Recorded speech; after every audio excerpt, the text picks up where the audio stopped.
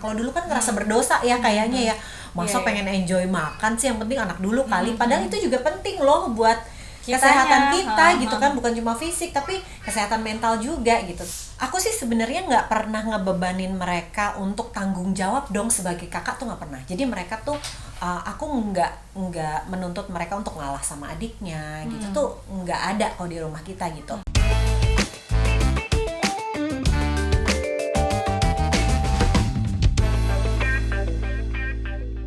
Halo, ketemu lagi dengan saya Mama Edi. Gak kerasa ya kita udah memasuki tahun 2023. Nah, kira-kira ada resolusi apa nih Mama tahun ini?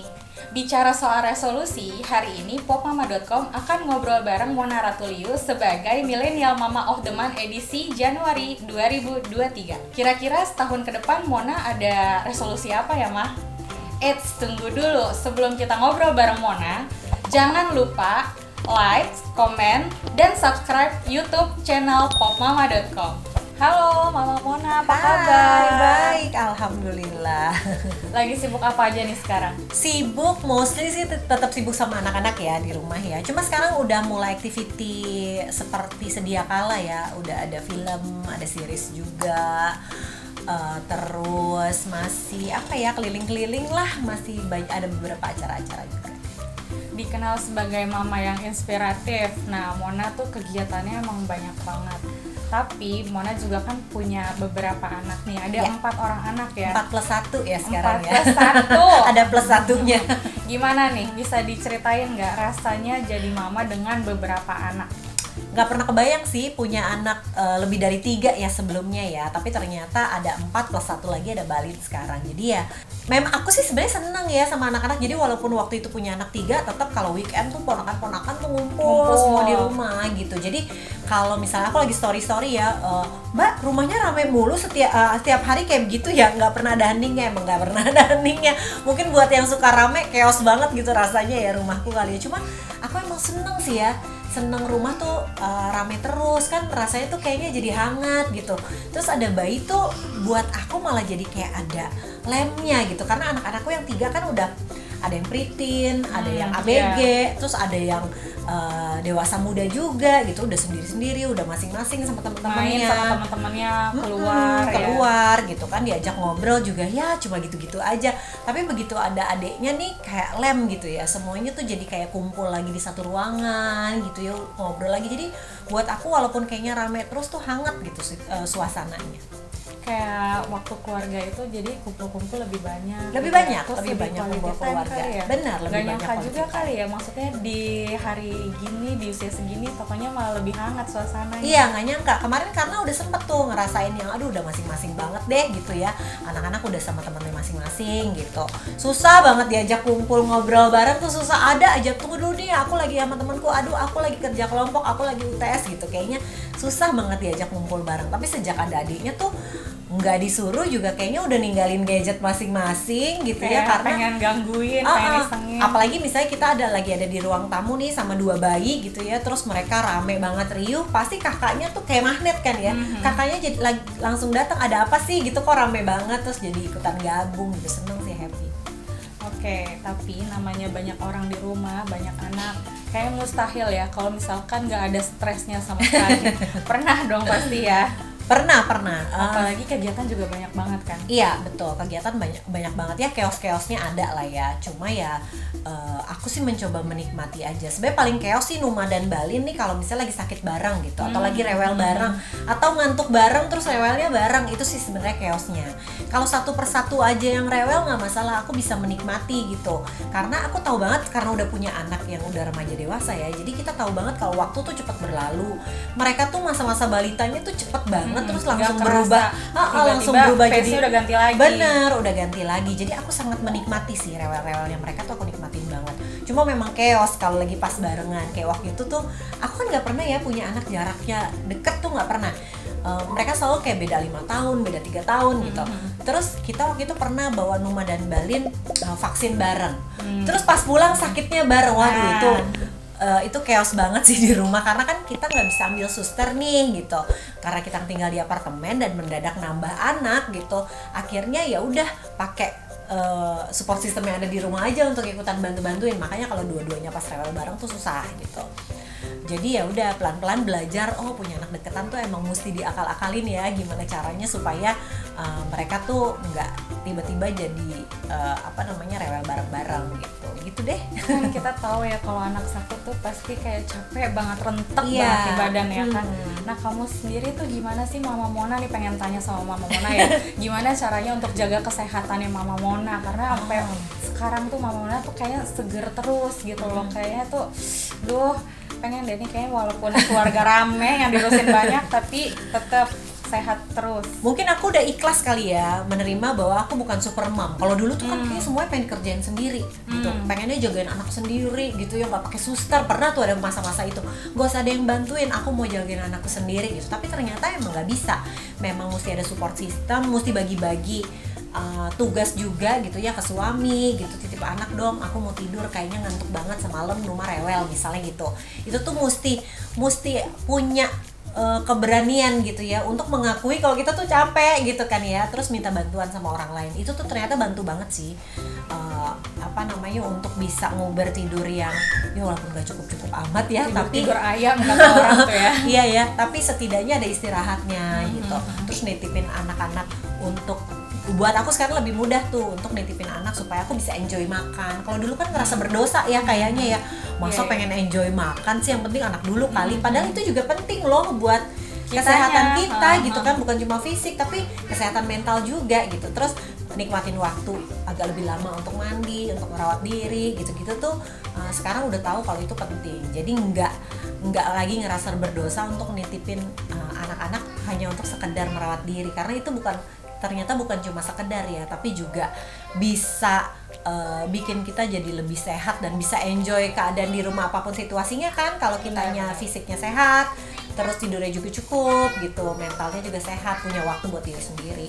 Berarti dengan kata lain Mama Mona ini ningkatin self love-nya. Iya bener ya, kalau dulu kayaknya yang penting orang lain dulu deh, yang penting anak-anak kita tuh dulu. kayak berusaha untuk nyenengin semua orang gitu Betul. kan, anak-anak apalagi nomor satu, abis itu bapaknya gitu kan. Tapi Kadang-kadang lupa. ujung-ujungnya nggak sadar kalau Iya. akhirnya jadi nggak punya energi buat sayang sama anak-anak, jadi marah-marah terus gitu kan gitu. Akhirnya lama-lama jadi tahu sih kalau oh ya emang butuh waktu untuk rawat diri sih, yang penting minimal istirahat buat diri sendiri cukup gitu, supaya punya cukup energi untuk lebih sabar sama anak-anak. Iya benar, bukan berarti egois, tapi mungkin kadang-kadang kita tuh udah bisa delegasi kali ya. Nah aku penasaran deh, di rumah Mama Mona ini kan ada remaja-remaja yang udah jadi kakak nih, yang udah makin hari makin besar ya. Benar. Nah gimana sih caranya mereka tuh punya inisiatif untuk nolongin atau ngebantu adiknya gitu loh?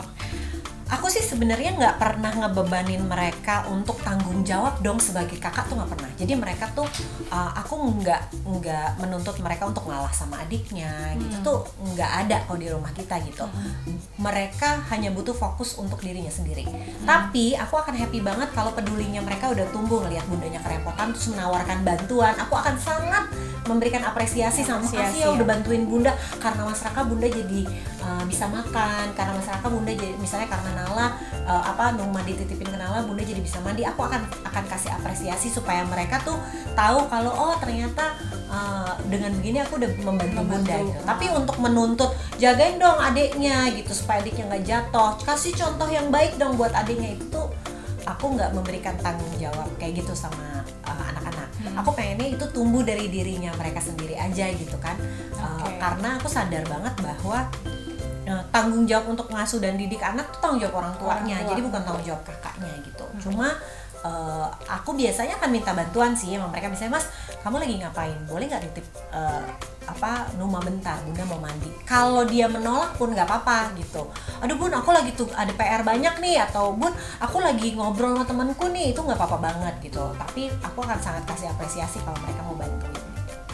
Itu berarti ada cara-caranya ya Mam, karena Mama Mona itu punya cara komunikasi yang baik gitu ya ke anak-anaknya. Jadi memang ditanya dulu, ini penting juga karena kadang-kadang mama di rumah kan suka tiba-tiba udah salip aja, tolong ya ini nadinya nih jagain. Soalnya kadang-kadang kalau kita memberikan beban ke kakaknya, lama-lama kakaknya sebel banget sama adiknya, jadi tidak tumbuh rasa cinta gitu, karena ini sejak ada adik hidup gue jadi repot nih gitu. Itu tuh yang nggak pengen Kok nyusahin iya, gitu ya? kok jadi susah, aku kok jadi susah, bebanku jadi bertambah gitu ya gara-gara ada adik. Aku pengennya mereka saling mencintai aja satu sama lain gitu, saling peduli satu sama lain gitu. Jadi ya itu caranya akhirnya dengan ya minta izin dulu sama mereka, boleh nggak dititipin adiknya, kalau repot juga nggak apa-apa gitu. Tapi kalau mereka tapi dengan diapresiasi sih biasanya mereka jadi lebih punya kemauan untuk membantuin sih, dan kayaknya lebih nggak ada beban ya untuk terus akhirnya main bareng sama adiknya, karena emang nggak ada beban untuk ngejagain, ya main aja gitu, saling berinteraksi gitu. Kayak spending time aja ya, udah Benar. nih, nggak ada beban gitu ya. Betul. Oke, nah terus kan namanya rumah rame nih, banyak anak-anak gitu ya, itu kan kadang ada rusuh-rusuhnya juga ya. Pasti deh di setiap rumah ya kayak gitu. Nah gimana sih caranya Mama Mona bikin kondisi rumah tuh tetap kondusif gitu loh? Aku juga nggak bisa berekspektasi rumah tuh akan tenang terus, juga nggak bisa sih. Terus aku nggak bisa berekspektasi juga adik sama kakak nih nggak berantem gitu, karena pasti kejadian mereka berantem, berkonflik tuh pasti kejadian. Justru itu momennya aku manfaatin aja untuk mereka belajar ngadepin masalah, belajar nyelesain masalah gitu kan ya, daripada belajarnya sama anak orang lain kan, misalnya berantemnya sama anak orang lain gitu kan, tanggung jawab sama orang tuanya ya. Tapi kalau berantemnya sama kakak sendiri atau adik sendiri kan ya kita selesaikan secara internal di rumah. Tapi gak apa-apa kok, mereka jadi belajar menghadapi masalah itu, terus belajar gimana, kalau komunikasi aku nggak oke, nanti orang jadi marah gitu. Nggak apa-apa sih, itu aku jadi momen aja buat mereka saling belajar gitu. Justru belajarnya dimulai dari rumah ya. Benar, kan sebenarnya kadang-kadang kita kurang mempersiapkan anak untuk bersosialisasi di luar nih. Tapi keuntungan anak yang punya kakak atau adik itu ya, jadi dia udah latihan sosialisasi dulu dari dalam rumah ya. Iya, kan? jadi tahu gitu kan. Banyak keuntungan kalau aku sebenarnya. pukul dia marah nih gitu. Iya. Jadi begitu keluar harapannya dia jadi nggak mukul anak orang lain karena udah belajar di rumah gitu Benar. loh. Kayak misalkan anak-anak aku juga akhirnya ngobrol loh, maksudnya kayak belajar banyak hal, kayak ngantri, Iya, kayak belajar betul, sabar, gantian gitu kan kayak ya. gitu. Betul. Betul. Berarti anak-anak juga dapat pelajaran banyak juga ya dari kehidupan sehari-hari di rumah. Nah, ini aku ada pertanyaan terakhir buat Mama Mona. Kan katanya tuh ada isu resesi tahun 2023. Nah, namanya juga kita udah masuk tahun baru ya, di tahun 2023 nih.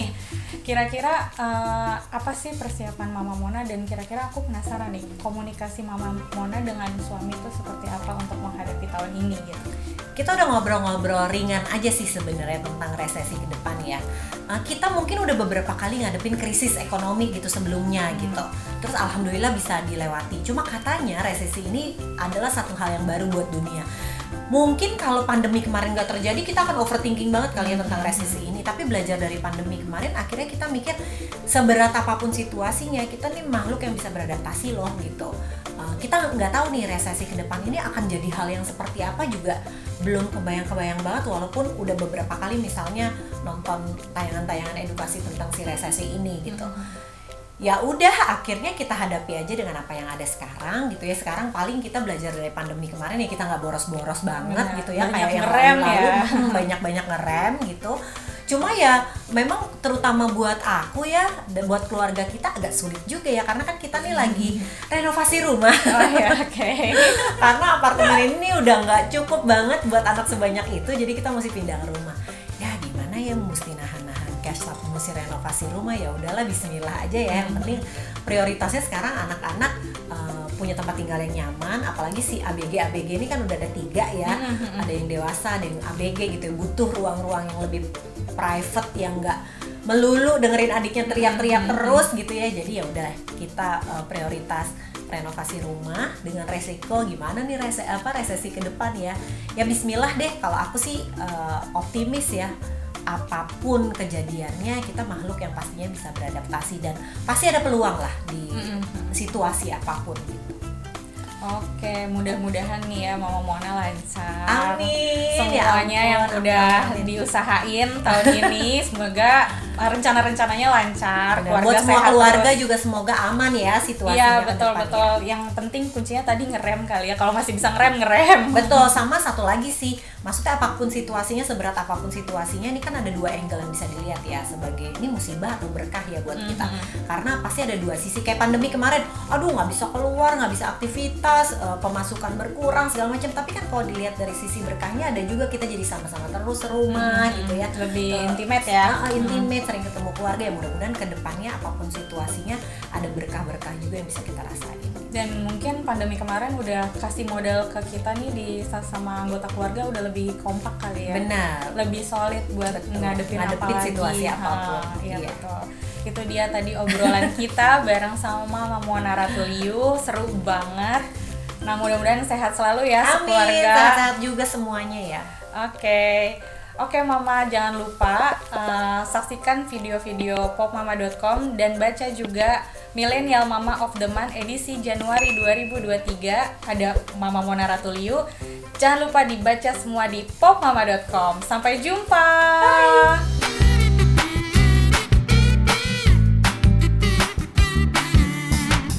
Jangan lupa nonton video lainnya di kanal YouTube popmama.com ya.